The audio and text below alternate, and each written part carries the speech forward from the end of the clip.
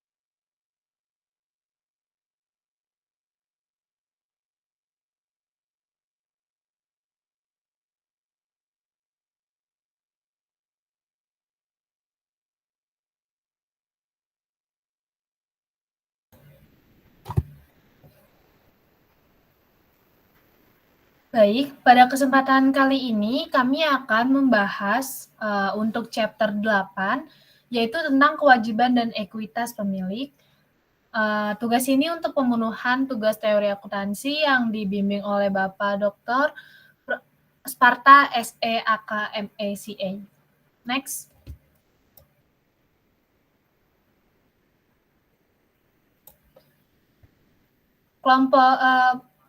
Untuk kesempatan kali ini, kami kelompok 4 terdiri dari yang pertama, Rosa Virginia Dara Aprili dengan NIM 2019-12-11-026, lalu ada Wahyu Tri Nurhayati dengan NIM 2019-12-11-030, dan ada Sylvia Novita dengan NIM 2019-12-11-048. Next.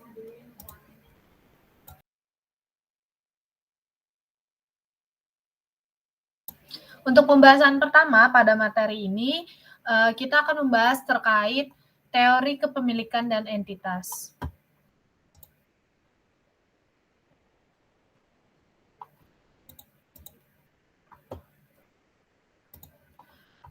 Teori kepemilikan didasarkan pada gagasan bahwa pemilik adalah pusat perhatian. Akuntansi dilakukan dengan mempertimbangkan kepentingan pemilik. Lalu, teori entitas berfokus pada perusahaan sebagai pusat perhatian. Teori proprietary atau kepemilikan memusatkan perhatiannya pada pemilik atau proprietor.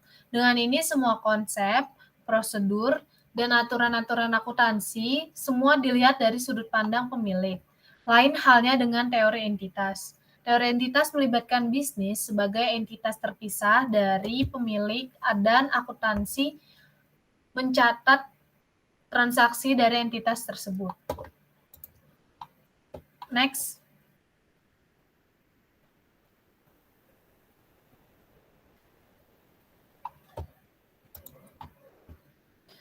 Selanjutnya, kita akan membahas terkait teori kepemilikan atau teori proprietary.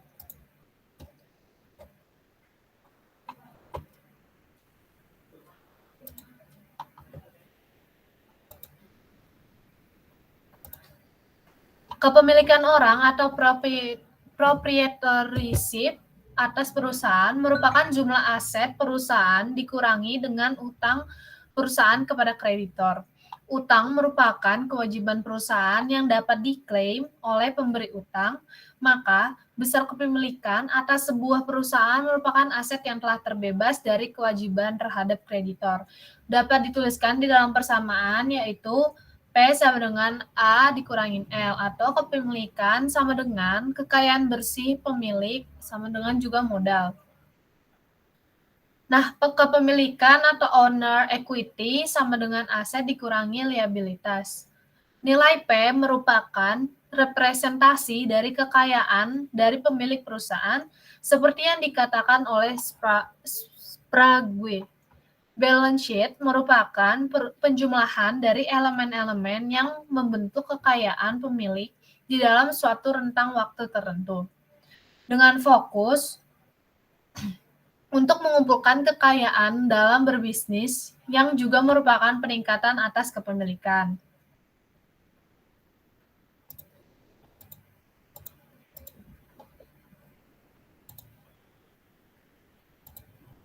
Tujuan akuntansi adalah untuk menentukan kekayaan bersih pemilik,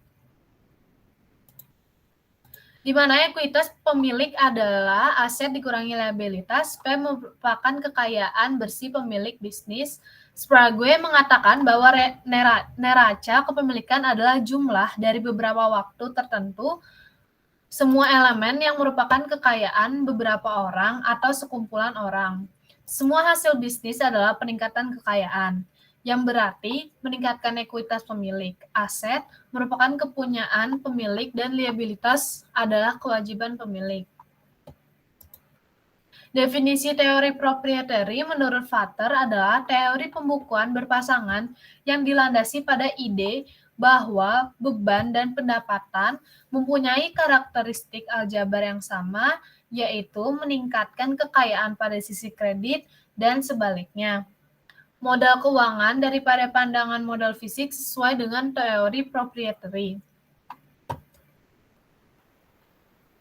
Pandangan teori akuntansi proprietary ini dikembangkan ketika bisnis masih dalam skala kecil dan dalam bentuk perseroan atau persekutuan. Namun dengan munculnya perusahaan, teori ini telah terbukti tidak memadai sebagai dasar untuk menjelaskan akuntansi perusahaan dengan hukum. Perusahaan adalah entitas terpisah dari pemilik.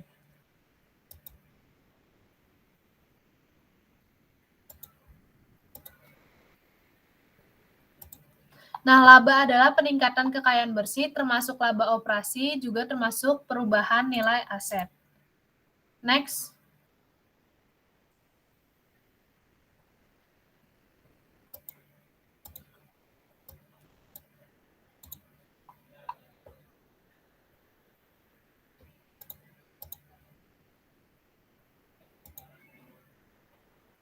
Next.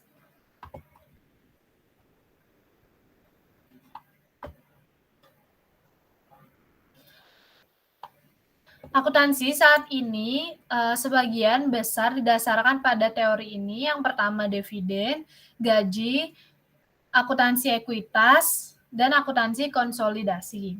Akuntansi berdasarkan teori ini diperuntukkan untuk menunjukkan kekayaan dari pemilik bisnis. Aset melambangkan jumlah yang dimiliki oleh pemilik, sedangkan liabilitas merupakan kewajiban dari pemilik terhadap kreditor. Konsep income dari berbisnis merupakan peningkatan dari kekayaan pemilik yang juga diartikan sebagai return bagi pelaku bisnis. Pemilik atau perwakilan dari pemilik di dalam bisnis melakukan keputusan di dalam bisnis yang menghasilkan pendapatan dan pengeluaran.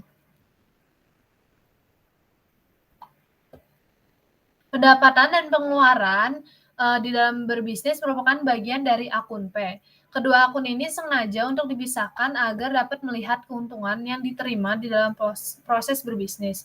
Pendapatan meningkatkan kepemilikan, sebaliknya pengeluaran menurunkan kepemilikan. Pencatatan double entry didasarkan pada ide bahwa pendapatan dan pengeluaran merupakan satu bagian dari kekayaan bersih.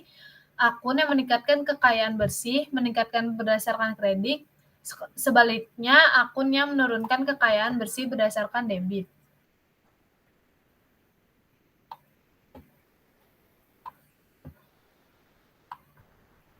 Kebanyakan praktik akuntansi saat ini berdasarkan pada teori kepemilikan.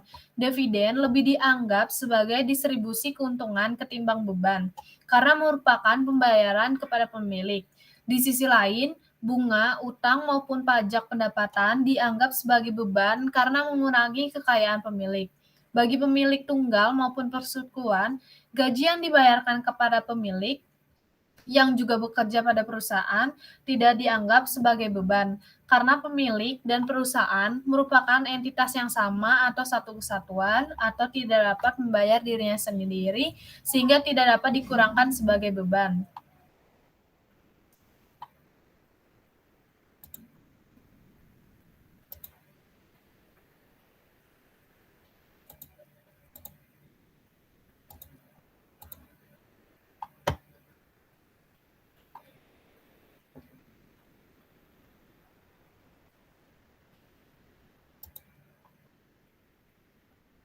Lalu, teori kepemilikan ini memiliki pandangan finansial tentang modal, di mana penekanan pada investasi keuangan pemilik dan perubahan kekayaan pemilik. Model finansial lebih wajar bila menyangkut teori kepemilikan dibandingkan dengan modal fisik. Modal finansial menekankan investasi keuangan pemilik, sedangkan modal fisik berfokus pada kemampuan perusahaan untuk mempertahankan operasi fisik tanpa mempedulikan klaim kepemilikan. Pandangan hak milik tidak melihat perbedaan antara aset pemilik perusahaan. Jika entitas memerlukan sumber daya tambahan, modal untuk itu tersedia dari sumber daya pribadi sepemilik. Kebanyakan orang mengadopsi pandangan keuangan modal dan juga posisi yang diambil dalam praktek akuntansi konvensional tradisional.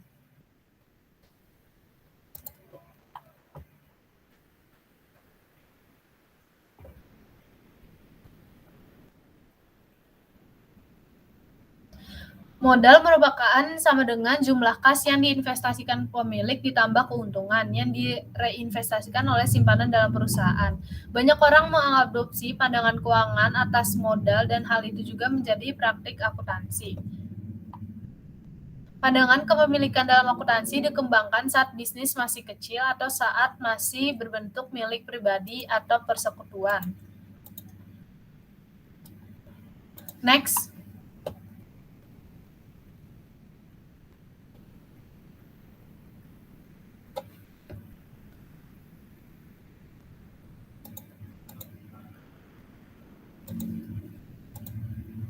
Dengan munculnya perusahaan, teori tersebut terbukti tidak memadai sebagai dasar untuk menjelaskan akuntansi perusahaan.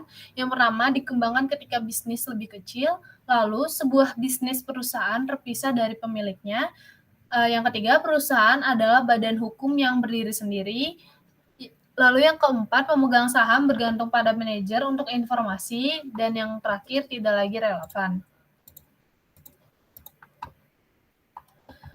Dengan munculnya perusahaan, teori ini tidak cukup menjadi dasar untuk menjelaskan akuntansi perusahaan. Secara hukum, perusahaan merupakan entitas terpisah dari pemiliknya dan memiliki hak sendiri. Perusahaan yang bukan pemegang saham menguasai aset dan menanggung kewajiban bisnis. Tidak hanya perusahaan memikul kewajiban bisnis, namun dengan adanya ciri kewajiban terbatas. Logis jika pemegang saham bertanggung jawab atas kewajiban perusahaan. Jika para pemegang saham dari perusahaan besar ingin menggunakan apa yang dianggap hak milik dengan menarik kembali aset dari itu, mereka akan melanggar hukum. Penarikan kas atau dividen benar-benar merupakan pendistribusian melalui prosedur yang legal dan formal. Akuntabilitas pertanggungjawaban terhadap pemilik merupakan fungsi signifikan dari suatu perusahaan besar karena adanya gap antara manajemen dengan pemegang saham. Bagi perusahaan kecil, pemilik mengetahui status keuangan bisnisnya. Gagasan tentang akuntabilitas atau stewardship tidak begitu berarti. Sebaliknya, pada perusahaan, kontak antar pemegang saham dengan urusan terkait perusahaan sangat minim. Pemegang saham bergantung pada informasi yang dilaporkan oleh manajemen kepadanya. Meski demikian, ada kasus-kasus di mana perusahaan besar terkait dengan satu atau beberapa individu kunci atau sebuah organisasi pengendali di mana dalam praktiknya kekayaan pemilik tidak dapat dipisahkan dari organisasi. Dalam kasus tersebut, teori kepemilikan ini masih relevan.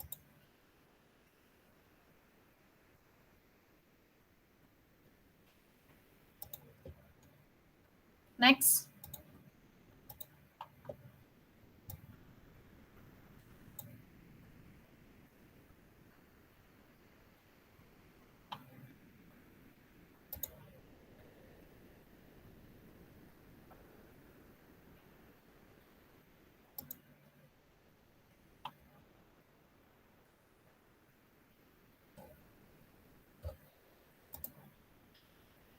Setelah kita membahas tadi terkait kepemilikan, teori kepemilikan, sekarang kita masuk ke dalam teori entitas.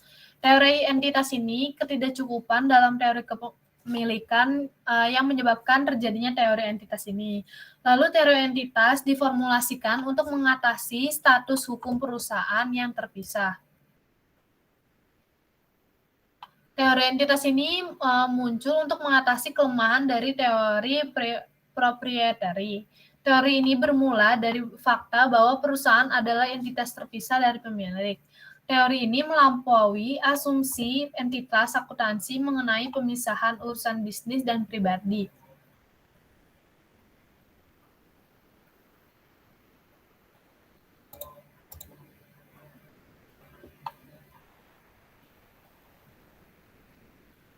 Next.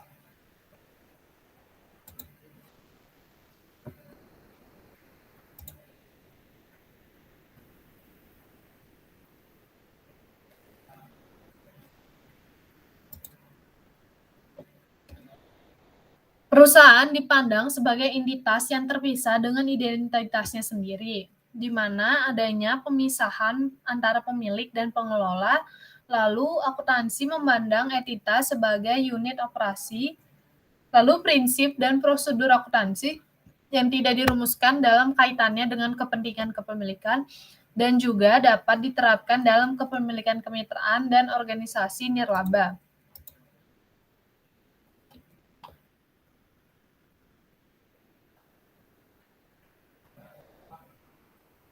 Teori ini melampaui asumsi entitas akuntansi mengenai pemisahan urusan bisnis dan pribadi, atau dinyatakan bahwa sebuah perusahaan merupakan perusahaan yang berdiri sendiri dengan identitasnya sendiri. Martin menguraikan dua asumsi terkait yang diwujudkan dalam gagasan sebuah entitas akuntansi, yaitu yang pertama, adanya pemisahan atau separation untuk tujuan akuntansi. Perusahaan dipisahkan dari pemiliknya.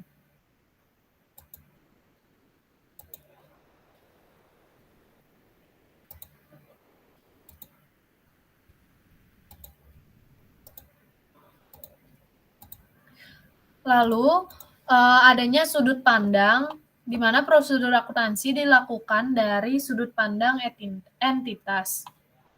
Meskipun teori entitas sangat cocok untuk akuntansi perusahaan, pendukung teori ini percaya bahwa teori ini juga dapat diterapkan untuk teori kepemilikan, kemitraan, dan bahkan untuk organisasi non-profit yang menyediakan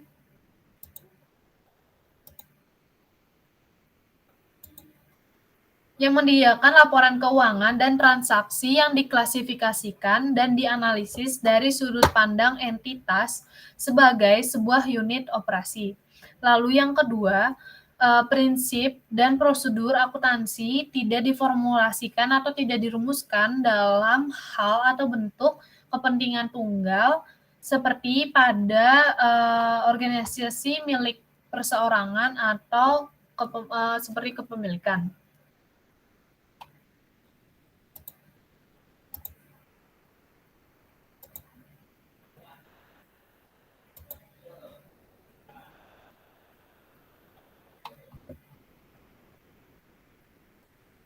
Next.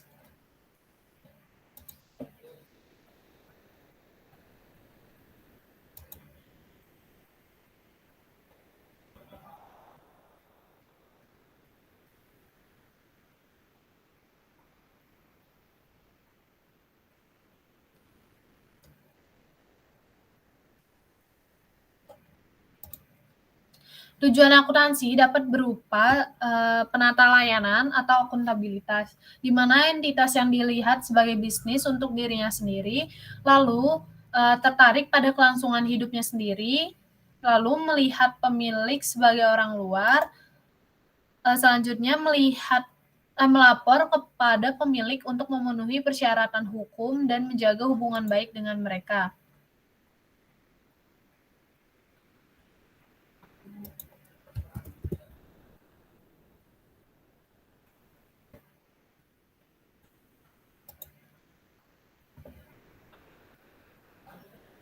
Fokus akuntansi berdasarkan teori ini ialah pada persamaan antara aset dan modal, karena hal ini dikarenakan entitas yang tidak lagi memandang bahwa kekayaan dari pemilik sebagai fokus, melainkan berfokus kepada diri perusahaan itu sendiri. Pemegang saham dan kreditor dianggap sebagai pihak luar yang hanya memberikan dana untuk entitas dalam menjalankan bisnis.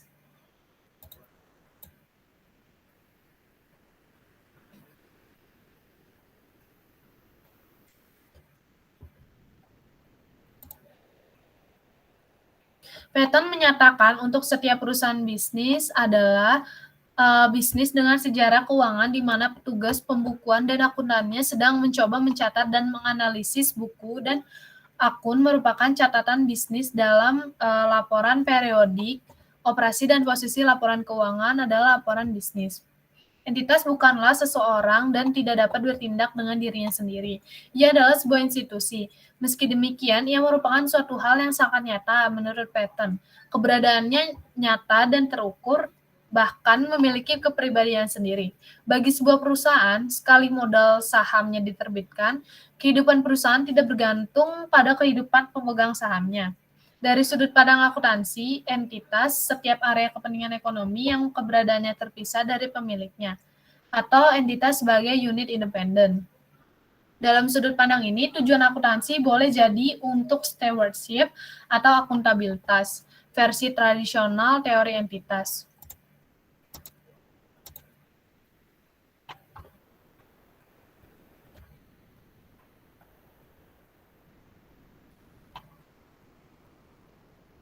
Sehingga kepada pemilik ekuitas harus melaporkan status dan konsekuensi dari investasi mereka. Interpretasi yang lebih baru memandang entitas sebagai berbisnis untuk dirinya sendiri dan tertarik pada kelangsungan hidupnya sendiri, sehingga entitas bisnis melapor pada pemilik ekuitas dalam rangka memenuhi persyaratan hukum dan menjaga hubungan baik dengan pemilik ekuitas jika suatu saat nanti dibutuhkan dana yang lebih.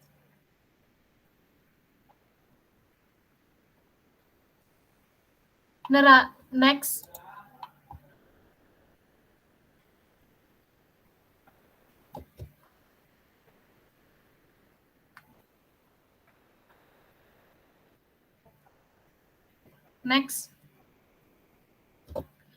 Selanjutnya, teori entitas ini fokus pada aset. Aset adalah sumber daya yang dikendalikan oleh entitas. Kewajiban adalah kewajiban entitas. Laba meningkatkan aset bersih dan diperoleh entitas. Pemilik hanya memiliki klaim residual atas aset bersih entitas.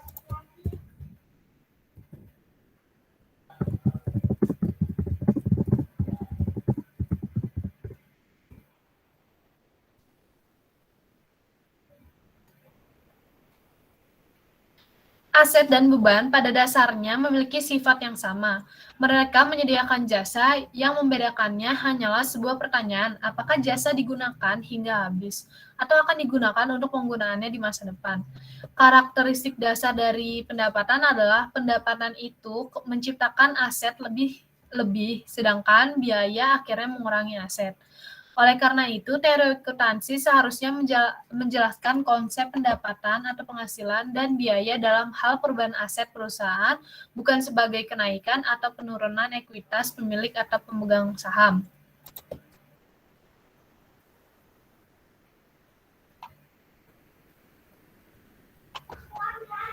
Laba bersih terutang pada perusahaan. Jika demikian, mengapa laba bersih tersebut ditutup ke saldo laba seolah-olah milik pemegang saham? Paton dan Littleton berpendapat bahwa pemegang saham memiliki klaim residu kontraktual atas aset dan hal ini menjadi alasan mengapa laba bersih ditempatkan pada laba ditahan. Pemegang saham memperoleh yang tersisa setelah kreditor memperoleh pembayaran saat likuiditas perusahaan. Interpretasi yang lebih baru, akun laba ditahan, ekuitas perusahaan atau investasi dalam dirinya sendiri. Pembayaran untuk penggunaan uang merupakan beban karena kreditor maupun pemegang saham dianggap sebagai pihak eksternal, sehingga beban bunga, dividen, maupun pajak pendapatan merupakan beban bisnis karena mengurangi nilai ekuitas milik entitas itu sendiri. Next.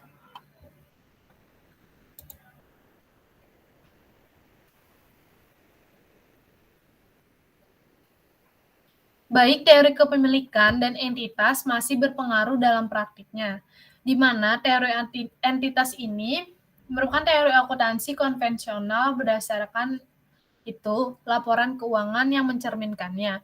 Lalu teori kepemilikan ini berdasarkan beban bunga adalah beban dan dividen adalah pembagian keuntungan. Sebagai kesimpulan, kita dapat dikatakan bahwa baik teori kepemilikan dan teori entitas memiliki pengaruh dalam praktik.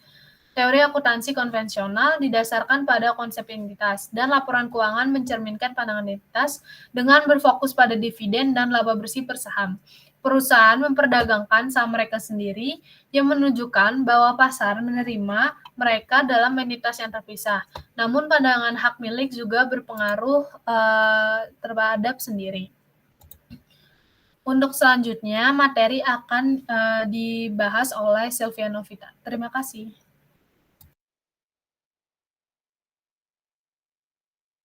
Baik, terima kasih Ocha. Boleh next? Oh iya, mau ganti.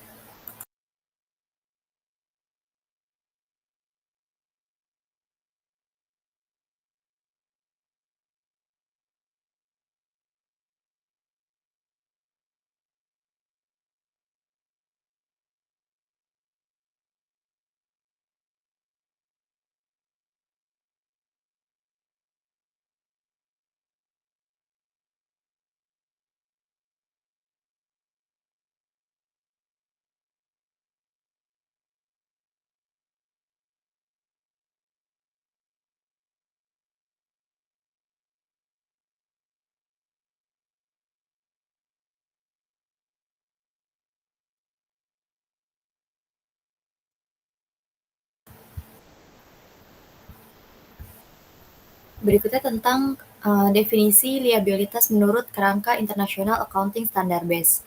Di sini kewajiban adalah elemen kunci dalam akuntansi. Di sini bakal menjelaskan bagaimana mendefinisikan kewajiban, terus bagaimana juga tentang pengakuan dan pengukuran kewajiban dalam akuntansi. Kerangka International Accounting Standard Base mendefinisikan pada ayat 14b, kewajiban adalah kewajiban entitas yang kini timbul dari peristiwa masa lalu yang penyelesaiannya diharapkan mengakibatkan arus keluar sumber daya entitas yang mengandung manfaat ekonomi. Atau biasa juga dapat diartikan sebagai sebuah kewajiban di masa kini atas perusahaan yang timbul dari peristiwa masa lalu, di mana ketika jatuh tempo dapat mengakibatkan arus kas atas sumber daya dari perusahaan yang mempunyai suatu manfaat ekonomis. Definisi tersebut ini nantinya mengandung dua komponen utama di dalamnya. Yang pertama, adanya kewajiban masa kini yang memerlukan penyelesaian di masa mendatang. Dan yang kedua, hasil dari transaksi masa lalu atau peristiwa masa lalu yang lainnya. Next.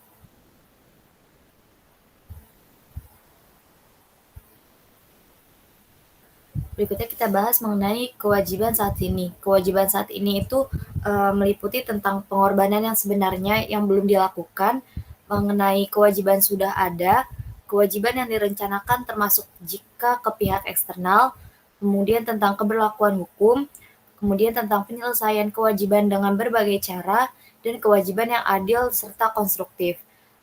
Definisi dari framework International Accounting Standard Base yang menyatakan bahwa liabilities atau kewajiban diharapkan dapat menyebabkan terjadinya outflow dari manfaat ekonomi, atau dengan arti katanya diperkirakan akan mengurangi manfaat ekonomi. Definisi ini tuh berfokus pada future event atau kejadian masa depan yang dalam artian pengorbanan yang sebenarnya belum dilakukan. Nah, pertimbangan yang mendasari hal ini adalah bahwa kewajiban telah ada dalam hubungannya dengan pengorbanan di masa depan. Sebagai contoh, utang dagang merupakan current liabilities yang muncul dari provisi jasa pihak lain. Di dalam paragraf ke-62 di dalam Accounting Standard Base diakui bahwa settlement atau penyelesaian dari kewajiban bisa dilakukan dengan berbagai cara seperti pembayaran tunai, kemudian transfer aset selain kas atau aset lainnya, kemudian provisi jasa, berikutnya penggantian kewajiban dengan kewajiban lainnya, kemudian konversi dari kewajiban menjadi ekuitas, dan yang terakhir, kreditor melepaskan atau menghapuskan kewajiban yang bersangkutan. Dalam berbagai metode penyelesaian kewajiban, hanya ada dua cara yang disebutkan di awal yang tentunya terlibat terhadap arus keluar atau outflow aset. Sebagai contoh, utang dagang akan diselesaikan oleh pembayaran kas, sedangkan kewajiban untuk unearned revenue akan diselesaikan dengan provisi barang atau jasa. Next.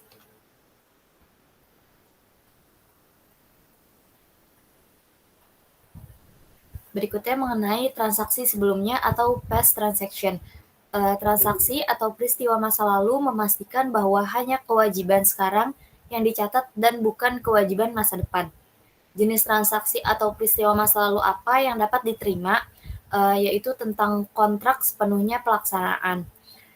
Syarat dari sebuah kewajiban adalah keharusan bahwa kewajiban tersebut merupakan hasil dari transaksi di masa lalu dengan memastikan bahwa hanya kewajiban muncul di masa kinilah yang dicatat, bukan kewajiban yang muncul di masa depan.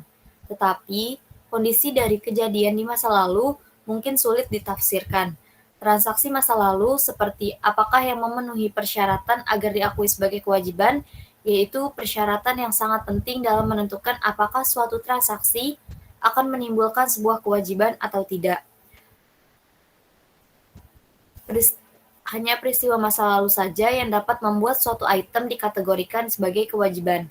Peristiwa masa depan itu tidak termasuk. Hal ini tuh harus diterapkan secara konstekstual, termasuk dalam hal semisalnya perusahaan memesan barang yang mengandung ketentuan yang di situ dinyatakan bahwa tidak ada hutang selama barang belum diterima. Maka peristiwa masa lalu yang dimaksud tentu bukanlah yang saat pemesanan barang, tetapi saat penerimaan barang. Sebuah contoh lain dapat dipakai untuk mengilustrasikan pentingnya pemahaman yang benar tentang kewajiban kini dan peristiwa masa lalu. Next.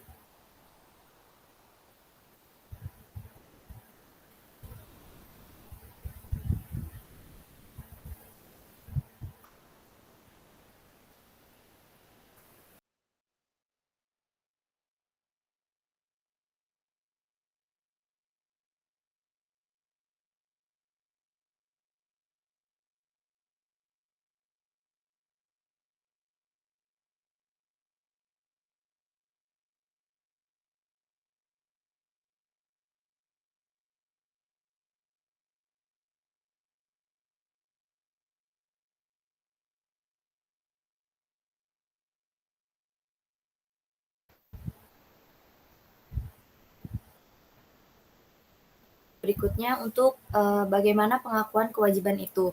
Di sini ada kriteria pengakuan yang di mana kriteria pengakuan ini terdiri dari 4.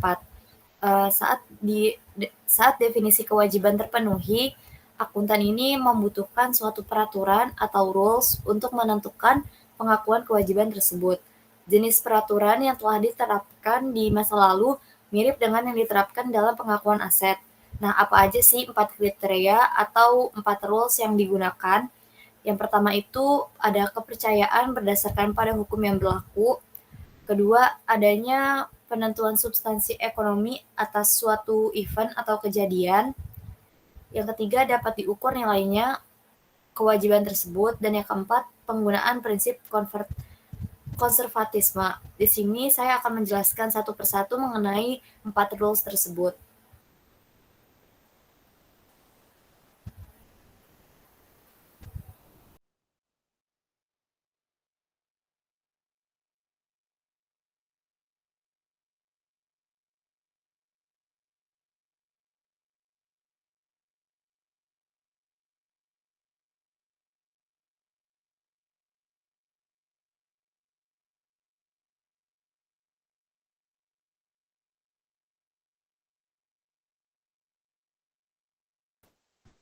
Yang kriteria yang pertama itu tentang ketergantungan kepada hukum atau keberlakuan hukum.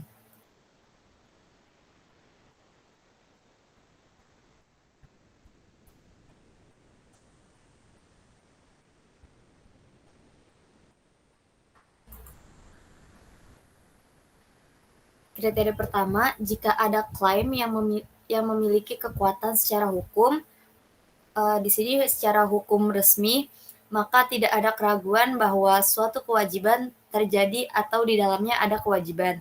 Nah, meskipun kewajiban adil atau konstruktif dianut dalam definisi kewajiban, tapi sebagian besar kewajiban ditentukan atas dasar apakah ada kewajiban klaim hukum yang sah terhadap entitas untuk memenuhinya. Kewajiban untuk pemulihan operasi penambangan adalah kewajiban hukum jika hukum mensyaratkan pemulihan, tetapi juga bisa dianggap sebagai sesuatu yang adil. Jadi di sini berketentuan dengan apakah hukum itu secara legal atau tidak. Kriteria yang kedua itu penentuan substansi ekonomi dari peristiwa tersebut, atau biasa disingkat dengan sebagai kewajiban nyata. Kriteria kedua ini mengharuskan dan mensyaratkan bahwa harus ada pertimbangan substansi ekonomi dari sebuah transaksi. Di sini timbul beberapa pertanyaan, apakah beberapa kewajiban benar-benar terjadi? Terus seberapa penting sih pencatatan dan penampilan akhir dari kewajiban bagi pengguna dalam neraca?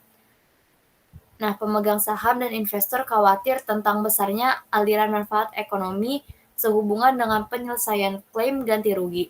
Sedangkan karyawan ini mengkhawatirkan terkait keberlangsungan perusahaan untuk memenuhi klaim masa depannya mereka. Next.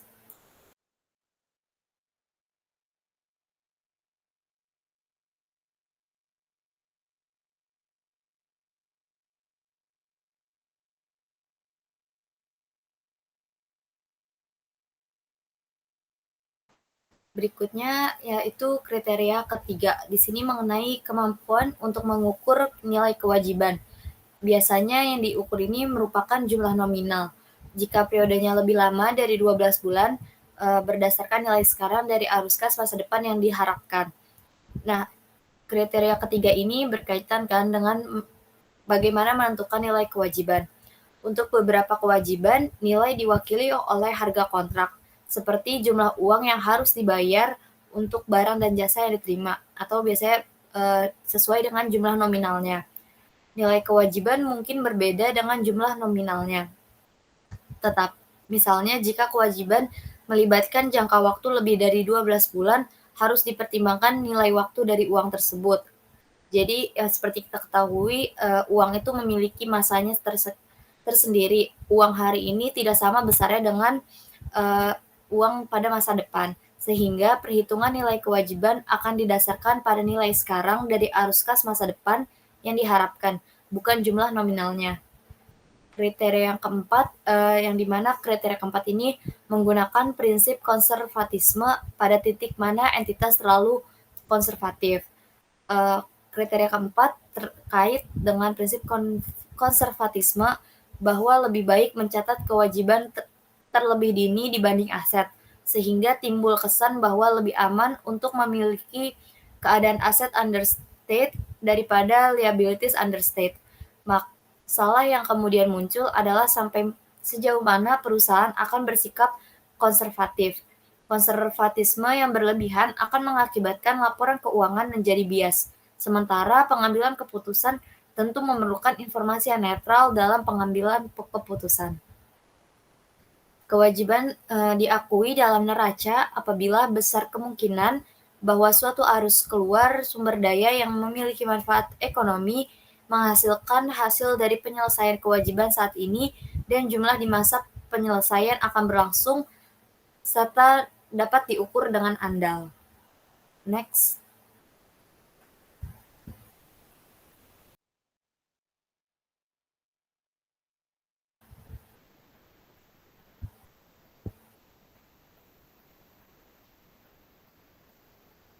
Berikutnya masih tentang kerangka International Accounting Standard Base. Di sini kerangka International Accounting Standard Base memberikan panduan dalam kaitannya dengan pengakuan elemen neraca dan laporan laba rugi. Ayat 82 pada Accounting Standard Base menyatakan bahwa sistem yang memenuhi definisi elemen harus diakui jika yang pertama terdapat kemungkinan besar adanya manfaat ekonomi masa depan yang berkenaan dengan item akan mengalir ke atau dari suatu entitas. Nah, yang kedua, item tersebut memiliki biaya atau nilai yang dapat diukur dengan keandalan. Suatu kewajiban diakui dalam neraca ketika kemungkinan besar tersebut mengakibatkan arus keluar dari sumber daya yang memiliki manfaat ekonomi yang diakibatkan dari penyelesaian kewajiban kini dan jumlah di mana penyelesaian akan berlangsung dapat diukur dengan andal. Oleh karena itu, masalah-masalah penting yang harus dipertimbangkan dalam kaitannya dengan pengakuan kewajiban yaitu yang pertama, terdapat kemungkinan besar arus keluar atas suatu manfaat ekonomi, dan yang kedua itu reliabilitas pengukuran atau keandalan pengukuran kewajiban. Nah, di dalam kerangka ini biasanya timbul apa artinya kemungkinan dan apa yang dimaksud dengan pengukuran reliable. Dalam prakteknya mungkin akan sulit untuk menerapkan kriteria tersebut. Misalnya untuk yang pertanyaan apa maksud dari kemungkinan, bisa dikatakan bahwa itu berarti semakin besar kemungkinan daripada lebih kecil kemungkinannya. Namun perbedaan individu dalam perkiraan probabilitas dari suatu peristiwa dapat bervariasi, yang dimana nantinya akan menyebabkan inkonsistensi dalam pengukuran. Nah, pertanyaan yang berikutnya, apa yang dimaksud dengan andal? Kerangka juga menyatakan pengukuran yang dapat diandalkan berarti bebas dari kesalahan material dan bias. Lebih lanjut bahwa item diukur sehingga menunjukkan dengan tepat apa yang dimaksudkan. Nah, kerangka kerja menyatakan secara fisik bahwa kewajiban yang tidak dapat diakui jika mereka tidak dapat diukur dengan andal. Salah satu contoh adalah tindakan hukum. Jika kerusakan yang akan dibayar tidak dapat diestimasi dengan andal, maka item tidak dapat diakui sebagai kewajiban. Next.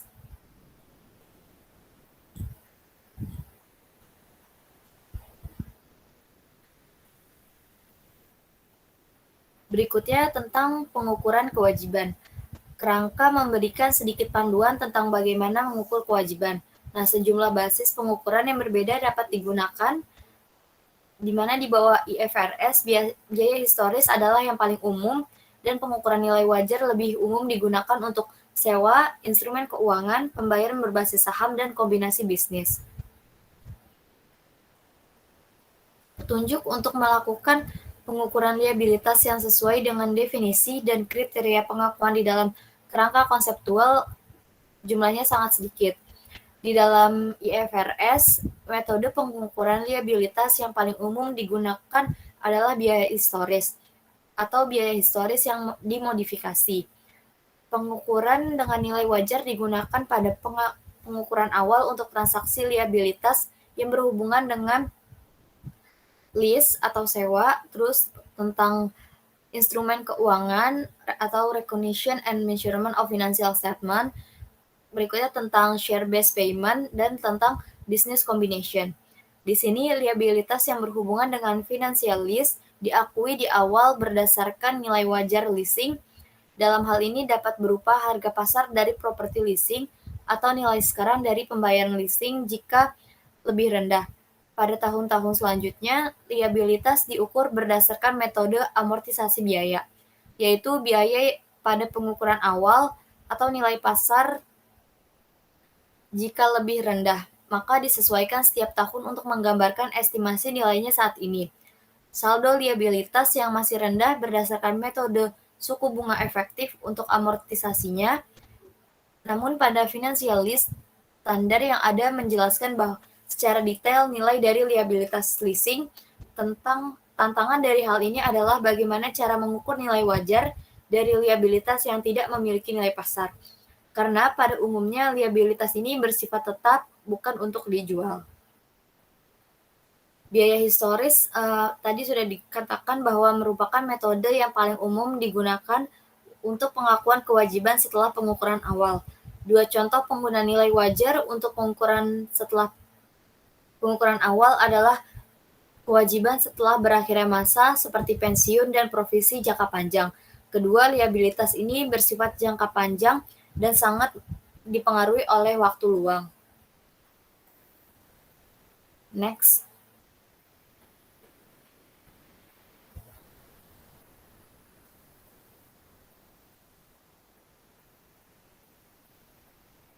Berikutnya kita masuk mengenai imbalan kerja untuk dana pensiun, atau di sini komitmen yang tidak didanai merupakan kewajiban yang adil. Pada beberapa negara, iuran pensiun ditetapkan oleh atasan untuk memberikan manfaat pensiun kepada karyawan. Pengusaha melakukan pembayaran kepada dana pensiun yang memiliki aktiva kepercayaan untuk mendanai pembayaran ketika karyawan pensiun. Dana pensiun merupakan suatu badan hukum yang terpisah dari perusahaan pemberi kerja. Dana pensiun mungkin berupa iuran tunai atau non-iuran tunai. Untuk dana imbalan pasti, jumlah yang akan dibayarkan kepada karyawan setidaknya sebagian fungsi dari gaji karyawan akhir atau rata-rata. Sebaliknya, suatu iuran pasti dana membayar jumlah yang sama adalah fungsi dari kontribusi dibuat untuk dana tersebut. Dana pensiun dapat seluruhnya dibiayai, sebagian didanai atau tidak didanai. Sepenuhnya didanai rencana memiliki kas yang cukup atau investasi untuk memenuhi kewajiban dana untuk anggota. Sebaliknya, rencana didanai tidak memiliki uang tunai atau investasi untuk menutupi potensi pembayaran di bawah rencana. Sejauh yang jumlah diselenggarakan, dipercaya, dan yang dibayarkan ke dana pensiun tidak cukup untuk memenuhi kewajiban berdasarkan program saat mereka jatuh tempo, maka dana pensiun merupakan kekurangan dana. Dana pensiun yang merupakan dana hukum terpisah mungkin akan dianggap bahwa komitmen tidak didanai rencana bukan merupakan kewajiban dari sebuah perusahaan atasan yang membayar ke dana pensiun. Namun bisa dikatakan bahwa perusahaan memiliki kewajiban yang adil untuk memenuhi komitmen tidak didanai. Next. Berikutnya tentang ketentuan dan kontingensi untuk provision. Provisi dan kontingensi terjadi di mana ada kekaburan antara kewajiban sekarang dan masa depan. Kewajiban dan provisi diakui hanya jika terdapat kewajiban kini, kemungkinan besar dan dapat diukur secara andal. Liabilitas kontingensi ini tidak memenuhi kriteria untuk bagian catatan. Nah, di sini paragraf nomor 10 tentang International Accounting Standard nomor 37 menyebutkan bahwa liabilitas kontingensi adalah yang pertama, kemungkinan kewajiban yang timbul dari peristiwa masa lalu dan keberadaannya dapat dipastikan hanya dengan terjadinya atau tidak terjadinya peristiwa masa depan yang tidak dapat dikontrol sepenuhnya oleh entitas. Yang kedua, kewajiban saat ini yang muncul dari peristiwa masa lalu tetapi tidak diakui karena pertama, tidak mustahil jika ada arus gas keluar dari sumber daya yang mendatangkan manfaat ekonomi yang dibutuhkan untuk menyelesaikan kewajiban tersebut. Atau yang kedua, jumlah kewajiban tidak dapat diukur dengan andal.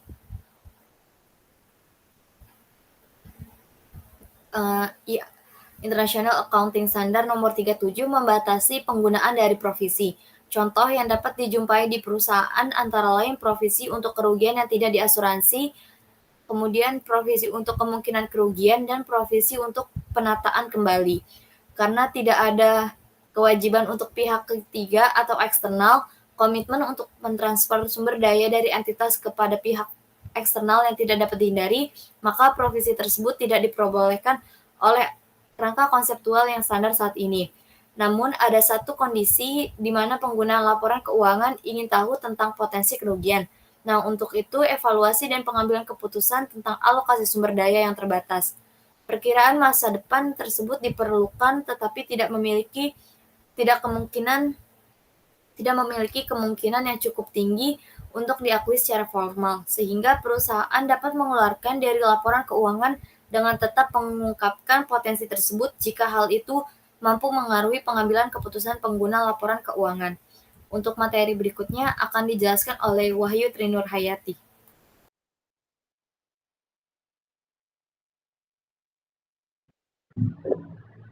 Boleh di-next.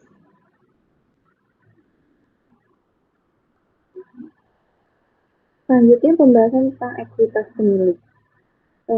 Dalam ekuitas pemilik itu adalah konsep ketiga dari dasar akuntansi yang ada dalam persamaan akuntansi.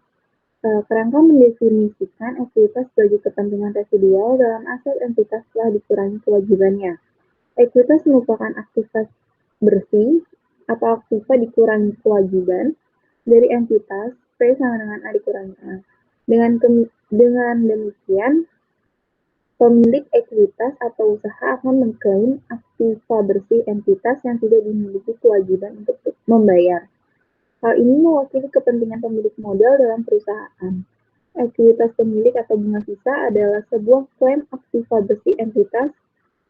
Kerangka konseptual mendefinisikan ekuitas dalam ayat 49C sebagai berikut. Ekuitas adalah kepentingan sisa dalam aset perusahaan setelah dikurangi semua kewajibannya. Ekuitas pemilik juga adalah klaim residual. Pemilik tidak berkewajiban untuk melakukan pengalihan aset, namun klaim sisa. Selanjutnya, hal itu tidak dapat didefinisikan secara terpisah dari aktiva dan kewajiban.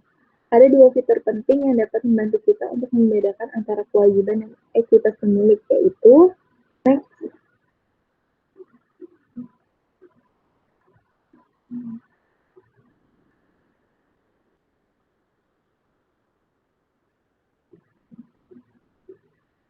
Nah, yang pertama dalam ekuitas itu fitur pentingnya ada hak para pihak, dan yang kedua ada substansi ekonomi dari pengaturan.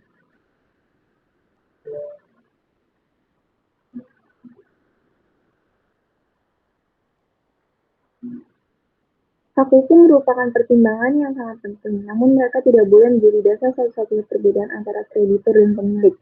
Secara keseluruhan, definisi kewajiban termasuk kewajiban konstruktif dan adil serta kewajiban hukum. Alasan lain adalah bahwa fokus sudut pandang hukum terlalu sempit untuk digunakan dalam mencapai tujuan akuntansi sebagai alat dalam pengambilan keputusan. Untuk hak para pihak, kreditor memiliki hak-hak berikut. Yang pertama, penyelesaian klaim mereka dengan tanggal tertentu melalui pengalihan aset atau barang atau jasa. Yang kedua, ada prioritas dari pemilik dalam penyelesaian klaim mereka dalam likuidasi. Perhatikan bahwa klaim kreditor terbatas pada jumlah tertentu, yang mungkin berbeda dari waktu ke waktu sesuai dengan persyaratan perjanjian.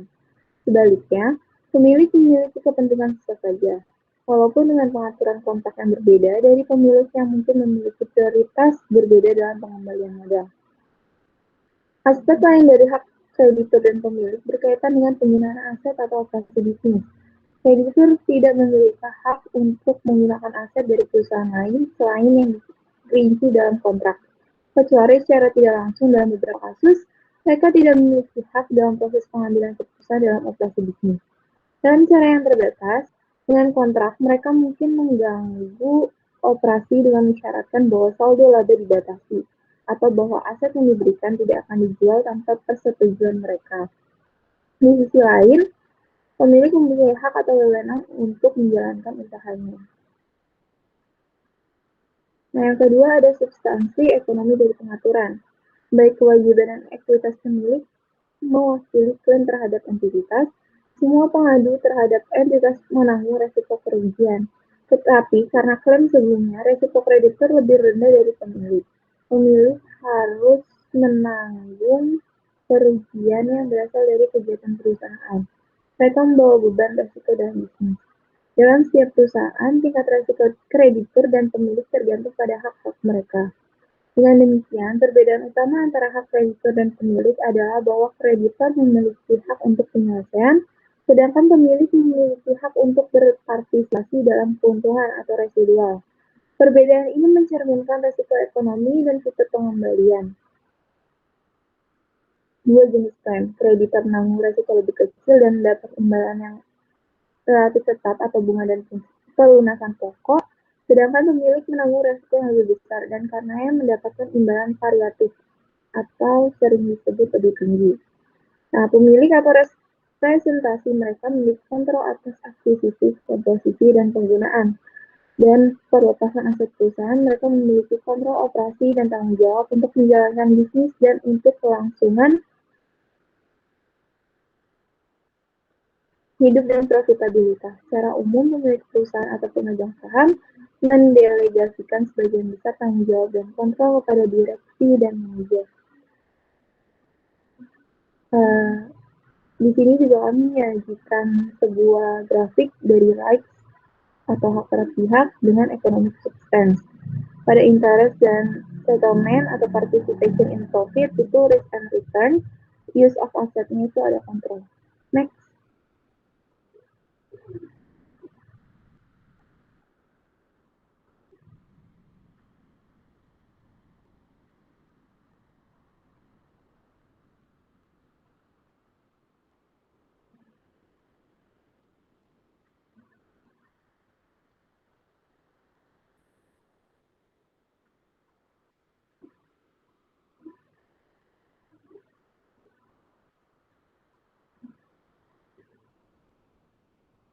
Selanjutnya ada konsep modal. Nah, konsep modal ini dipengaruhi oleh resep hukum, pemeliharaan modal, modal finansial, menginvestasikan uang atau daya beli yang diinvestasikan, modal fisik, kapasitas produktif entitas, modal dapat diukur, baik dalam dolar nominal atau skala daya beli.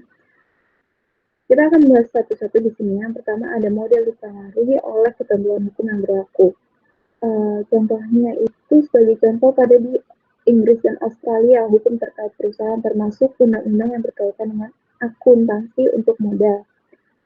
Dan yang terpenting adalah kebutuhan pemeliharaan modal yang menuntut bahwa perusahaan mempertahankan secara utuh modal awal mereka. Kerangka konseptual mengakui bahwa baik perusahaan mempertahankan atau tidak modal awal mereka tidak hanya merupakan fungsi dari definisi ekuitas sebagai suatu kepentingan sisa dalam suatu entitas, tapi juga konsep modal. Selanjutnya, modal dapat dikonseptualisasikan sebagai uang yang diinvestasikan atau investasi daya beli atau modal keuangan atau sebagai kapasitas produktif dari entitas atau modal fisik. Selanjutnya, modal dapat diukur dengan satuan dolar atau skala daya beli yang nyata. Berbagai kombinasi dari konsep modal dan skala pengukuran digunakan dalam berbagai model yang berbeda yang menghasilkan ukuran yang berbeda dari modal dalam keadaan yang identik.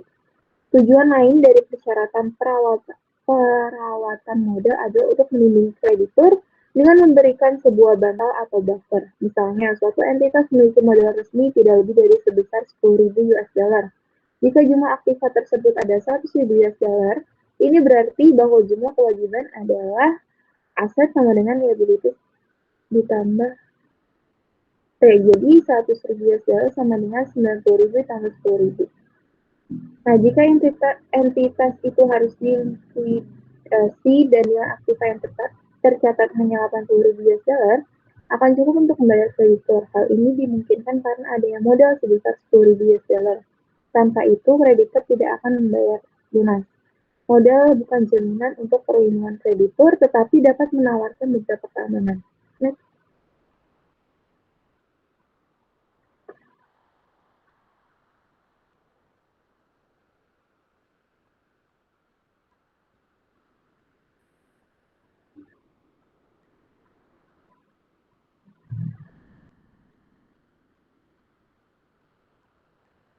Klasifikasi dalam pemilik ekuitas. Perbedaan antara modal yang disumbangkan dan yang diperoleh berguna untuk pendapatan yang disimpan.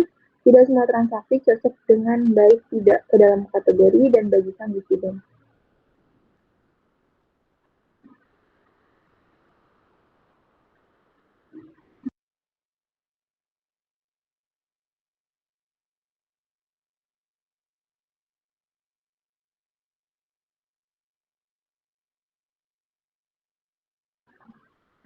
Klasifikasi modal. Pada tahun 1950, sebuah komunitas khusus dari American Accounting Association menjelaskan bahwa alokasi modal semestinya berasal dari 3 jenis. Yang pertama dirancang untuk menjelaskan kebijakan manajerial tentang reinvestasi laba.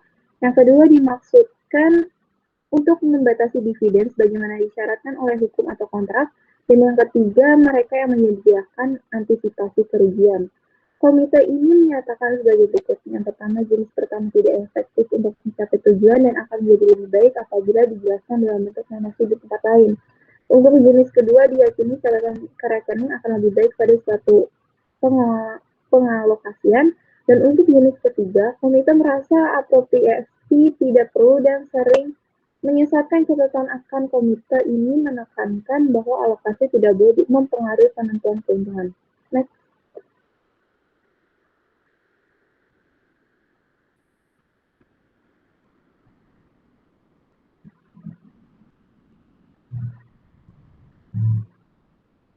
Tantangan bagi pembuat standar. IASB memiliki beberapa proyek yang akan mempengaruhi definisi, pengakuan, dan pengukuran kewajiban. Berdasarkan kriteria definisi dan pengakuan yang dibahas dalam bab ini, kita setuju bahwa saham yang dikeluarkan untuk membentuk bagian investor dari ekuitas dan pinjaman dari kreditur merupakan kewajiban. Namun pertanyaan diajukan tentang hybrid instrumen yang memiliki karakteristik dari konsep utang dan ekuitas. Sebagai contoh, saham preferensi secara tradisional dianggap sebagai modal dan karena itu sebagai bagian dari ekuitas pemilik. Tetapi keduanya memiliki karakteristik yang juga menyelaraskan mereka dengan kewajiban sebagai berikut. Yang pertama, adanya perbedaan utang versus ekuitas, menghapus utang, saham karyawan, atau pembayaran berbasis saham. Tagihan kewajiban jangka panjang mungkin tidak berpartisipasi dalam dividen lain pada tingkat tertentu mirip dengan bunga. Memiliki prioritas atas saham biasa dalam pengembalian modal seperti halnya kewajiban dan umumnya tidak memiliki hak syarat. Meskipun disebut saham, kemungkinan bahwa mereka kadang-kadang memenuhi definisi kewajiban dan harus diklasifikasikan sebagai kewajiban. Klasifikasi instrumen keuangan sebagai kewajiban atau ekuitas memiliki efek di luar neraca sejak klasifikasi dalam menentukan apakah bunga, dividen, kerugian, atau keuntungan yang berhubungan dengan instrumen yang diakui sebagai pendapatan atau beban dalam menghitung laba bersih Atau apakah mereka diperlakukan sebagai distribusi dari keuntungan yang dihitung?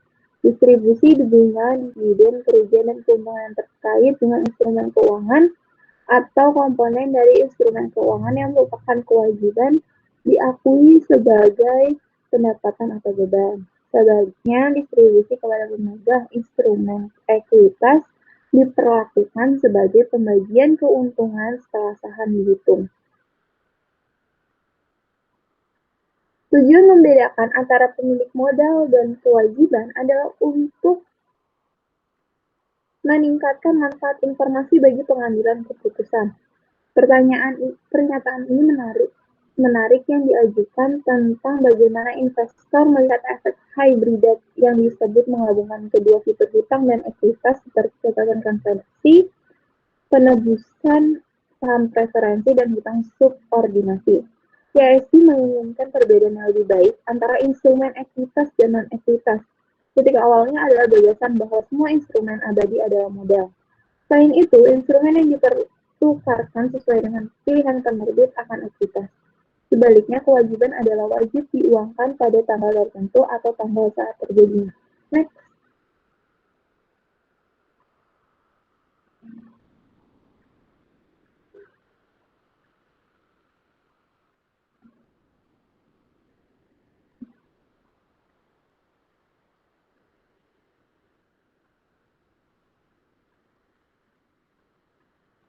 Masalah untuk auditor.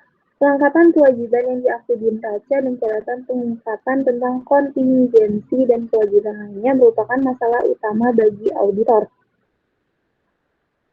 Mereka diwajibkan untuk mengumpulkan bukti hutang, akrual, dan kewajiban lainnya yang menyangkut bukti waktu cut-off, penyembunyian, dan meremehkan keperdulian berlebihan ketentuan kewajaran nilai wajah.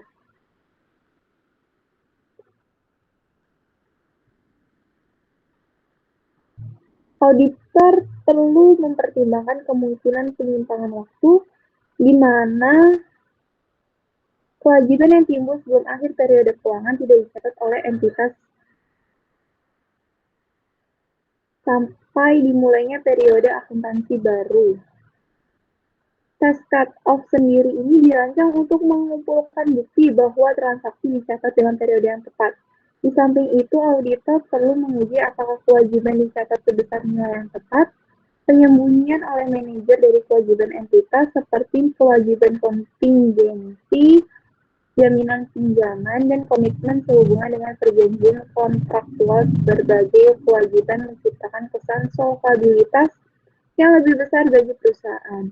Dalam kasus yang ekstrim, seperti penyembunyian, berarti hal tersebut tidak pantas untuk laporan keuangan yang akan disiapkan secara langsung, dan auditor akan gagal untuk memenuhi syarat opini audit. Audit standar ASA 570 mengharuskan auditor untuk secara khusus mempertimbangkan apakah penggunaan manajemen terhadap asumsi kelangsungan usaha ini sesuai, dan jika ada keraguan, apakah keadaan yang relevan telah diungkapkan dengan benar. Jika auditor menyimpulkan bahwa entitas tidak akan dapat mempertahankan kelangsungan usaha,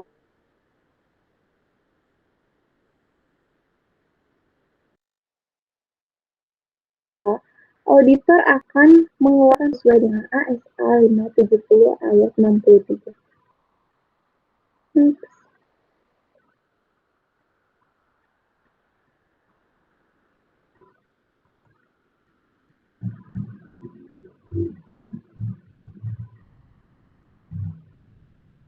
Untuk ringkasan pada materi yang kami sajikan hari ini, saat ini ada dua teori bersaing yang membantu menjelaskan praktek akuntansi, yaitu teori kepemilikan dan teori entitas. Ada definisi untuk kewajiban dan ekuitas, ada kriteria pengakuan untuk kewajiban dan ekuitas, ada berbagai praktik pengukuran yang digunakan dalam kaitannya dengan kewajiban dan ekuitas, dan ada masalah yang menentang bagi pembuat standar dan audit.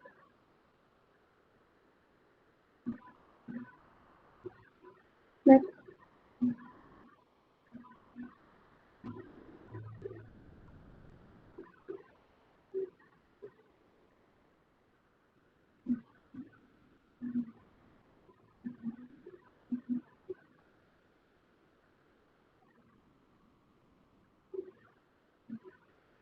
Sila dan konsep utama. Ada kewajiban, ekuitas pemilik, teori kepemilikan, teori entitas, definisi, sekretariat pengakuan, kemungkinan dapat diandalkan, kewajiban saat ini, transaksi sebelumnya, pengukuran dan nilai wajar, ketentuan dan kontingensi, hak para pihak, substansi ekonomi, konsep modal, hutang versus ekuitas, penghapusan hutang dan saham karyawan, dan yang terakhir masalah untuk auditor. Nah,